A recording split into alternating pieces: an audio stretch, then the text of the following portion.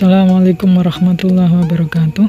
Saya Abdullah Salam Said akan mempresentasikan makalah saya tentang studi karakter kebangsaan menurut Nabi Muhammad SAW. Arti dari karakter kebangsaan sendiri adalah perilaku tentang Indonesia yang berupa pikiran, sikap, perbuatan, atau ekspresi namun tetap sesuai dengan aturan yang berlaku. Dari ekspresi ini seperti beribadah sesuai dengan ajaran masing-masing atau melakukan bakti sosial dengan membantu sesama yang membutuhkan. Namun tidak semua ekspresi itu bisa dikatakan benar. Contohnya seperti ini. Ada 4 perkara arah perubahan kita semua. Pertama adalah rubah prinsip kedaulatan rakyat menjadi kedaulatan di tangan Allah, tapi di tangan syara. Atau seperti Ratusan ini. warga negara Indonesia diperkirakan bergabung dengan kelompok negara Islam Irak dan Suriah atau ISIS di Suriah. Tim Badan Nasional Penanggulangan Terorisme Indonesia atau BNPT memperkirakan lebih dari 350 warga Indonesia berada di Suriah dan Irak yang bergabung dengan kelompok. Seperti ini juga. Bahkan ada sampai seperti ini. Pertanyaannya adalah, apa yang mendasari rasa cinta tanah air itu semakin hilang? Kasus tadi terbagi menjadi 2, yaitu dunia nyata dan dunia virtual. Penyebab yang pertama adalah sikap masa bodoh dan kurangnya rasa memiliki terhadap Indonesia. Sikap apatis dan acuh tak acuh ini mendorong orang tidak peduli terhadap masalah orang-orang yang ada di sekitarnya, padahal mereka adalah saudara mereka. Akibatnya, orang-orang ini akan mencari pelarian karena di negara mereka sendiri sudah tidak ada orang yang mau membantu terhadap masalah-masalah mereka sendiri, atau menganggap bahwa negara Indonesia sudah tidak cukup mampu untuk menjaga mereka dan harusnya ada sesuatu yang dirubah. Penyebab yang kedua adalah globalisasi.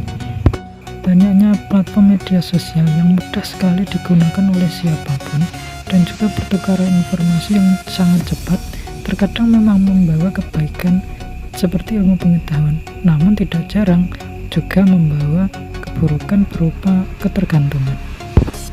Sedangkan penyebab dari konflik virtual ada 5,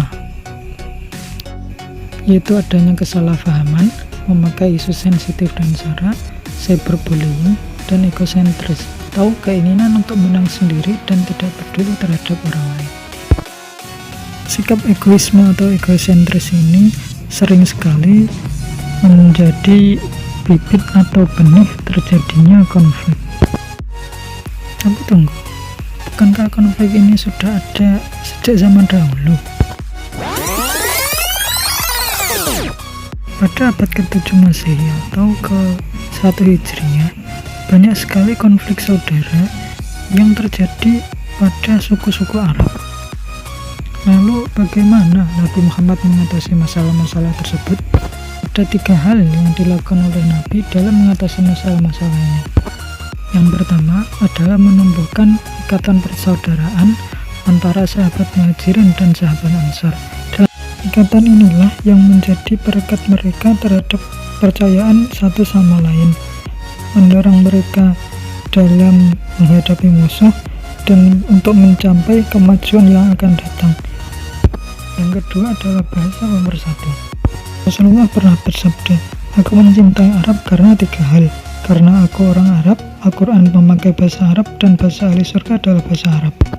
Di negara kita, ide ini tercermin dalam Sumpah Pemuda yang salah satu poinnya berbunyi, "Kami putra-putri Indonesia menjunjung bahasa persatuan bahasa Indonesia." Yang ketiga adalah membangun pribadi cerdas.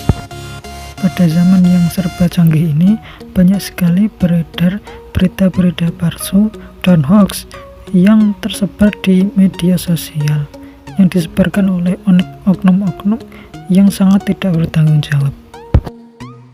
Karena itulah kita perlu menyikapi semua ini dengan cara berpikir secara matang, kemudian mencari akar dari berita yang kita dapatkan dan memilah mana informasi yang berguna dan tidak berguna untuk kita. Karena itulah Allah Subhanahu wa taala berfirman, "Wahai orang-orang yang beriman, jika seorang fasik datang kepadamu membawa suatu berita, maka telitilah kebenarannya. agar kamu tidak mencelakakan suatu kaum karena kebodohan yang akhirnya kamu menyesali perbuatanmu itu.